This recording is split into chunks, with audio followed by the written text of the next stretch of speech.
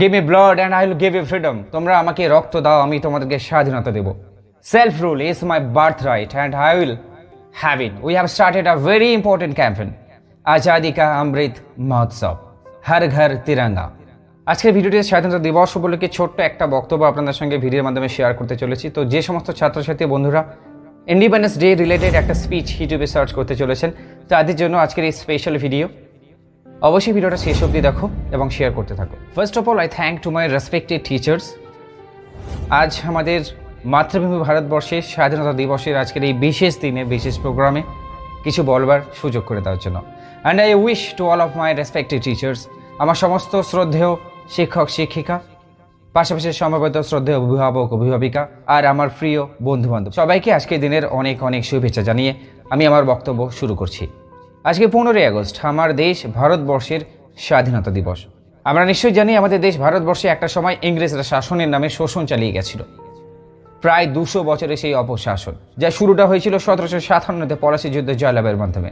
সেদিন পর্যদস্ত হয়েছিল ইংরেজদের কাছে বাংলার শেষ স্বাধীন নবাব সিরাজউদ্দৌলা। বাংলা দখল করে ব্রিটিশ ইস্ট ইন্ডিয়া কোম্পানি। তারপর 1764-র বক্সারের যুদ্ধ। এইভাবে এক এক করে সমগ্র ভারতবর্ষকে তারা দখল করে ফেলে এবং সমগ্র ভারতবাসীর উপরে নেমে আসে অকথ্য অত্যাচার। শাসনের নামে চলতে থাকে অপশাসন। ভারতবাসী ক্রমেই পর্যদস্ত হতে থাকে ব্রিটিশ নামক এই অপশক্তির কাছে। তাদের বিরুদ্ধে রক্তক্ষয়ী সংগ্রামে নেমে পড়েন আমাদের স্বাধীনতা সংগ্রামীরা। দেখতে দেখতে কেটে যায় 190টা বছর। 1947 সালের 15ই আগস্ট আমাদের দেশ সেই ব্রিটিশকে পরাজিত করে স্বাধীনতা অর্জন করে।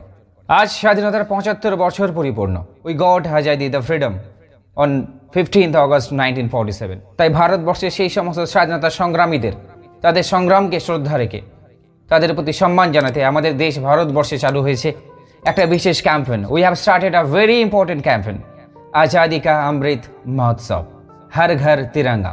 তাই আজকের এই বিশেষ দিনে on this very special day we are remembering our Indian heroes, our Indian freedom fighters, Netaji Subhash Chandra Bose, Gandhiji, Rash Behari Bose, Binoy Badal, Dinesh, Khudiram Basu, Bhagat Singh এর মতো স্বাধীনতা সংগ্রামীরা, যারা তাদের রক্তের বিনিময়ে তাদের আত্মকে বলিদান করেছিলেন শুধুমাত্র আমাদের এই ভারতবর্ষকে স্বাধীন করার জন্য। আমরা স্মরণ করব স্বাধীনতা সংগ্রামী নেতাজি সুভাষচন্দ্র বসুকে, যিনি আমাদের বাংলা মায়ের বীর সন্তান।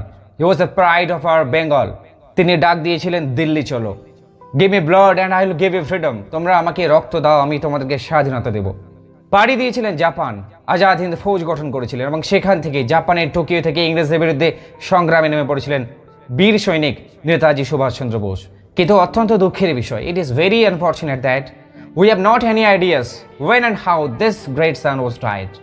বাংলা মায়ের এই বীর সন্তান নেতাজি সুভাষচন্দ্র বসু, তার কিভাবে মৃত্যু হল সেটা আজও আমাদের কাছে ধোঁয়াশা। আজও আমাদের দেশবাসী তথা সমগ্র বিশ্বের কাছে উত্তর নেই কিভাবে মৃত্যু হলো নেতাজি সুভাষচন্দ্র বসুর।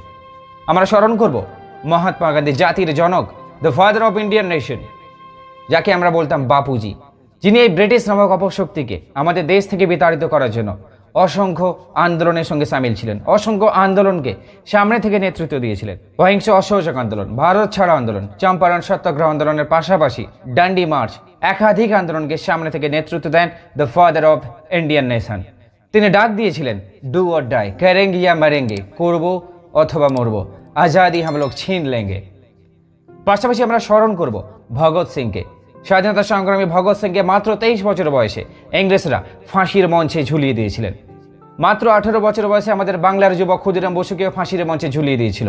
একবার বিদায় দে মা ঘুরে আসি, হাসি হাসি পড়ব ফাঁসি, দেখবে জগৎবাসী। শুধু ক্ষুদিরাম কিংবা ভগৎ সিং না, আরও একাধিক স্বাধীনতা সংগ্রামী রয়েছে যাদের রক্তক্ষয়ী সংগ্রামের মাধ্যমে আজ আমরা স্বাধীন দেশের নাগরিক। বিনয় বাদল, দীনেশ, লালা লাজপত রায়, বাল গঙ্গাধর তিলক, যিনি বলেছিলেন স্বরাজ আমার জন্মগত অধিকার এবং আমি তা অর্জন করবই। Self rule is my birth right and I will have ইট। সেই সমস্ত দেশ নায়ক স্বাধীনতা সংগ্রামীদের রক্তক্ষয়ী সংগ্রামের মধ্য দিয়ে প্রায় 200 বছর পরে মিলল স্বাধীনতা। তবে সেদিন ভারতবর্ষ ভেঙে দুটুকরো হয়, যার একটা ভাগ পাকিস্তান মুসলিম প্রধান রাষ্ট্র হিসেবে ঘোষিত হয়, আর একটা আমাদের Bharatvarsha. India is a secular country.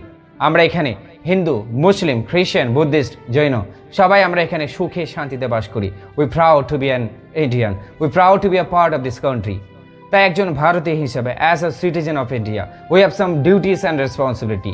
আমাদেরও কিছু দায়িত্ব, আমাদেরও কিছু কর্তব্য রয়েছে for the betterment of our country, আমাদের দেশের ভালোর জন্য, to serve this country in a very good position in the future, and I wish we will do it surely. সবাইকে শ্রদ্ধা এবং আজকের দিনের অনেক অনেক শুভেচ্ছা জানিয়ে আমার এই ক্ষুদ্র বক্তব্য শেষ করব। সবাইকে অসংখ্য ধন্যবাদ। জয় হিন্দ, জয় ভারত, বন্দে মাতরম, হ্যাপি ইন্ডিপেন্ডেন্স ডে। ভিডিও ভালো লাগলে অবশ্যই লাইক করো, শেয়ার করো এবং আমাদের চ্যানেলে যারা নতুন দর্শক অবশ্যই চ্যানেলটিকে সাবস্ক্রাইব করে বেল আইকন প্রেস করে অল অপশনটিকে সিলেক্ট করো।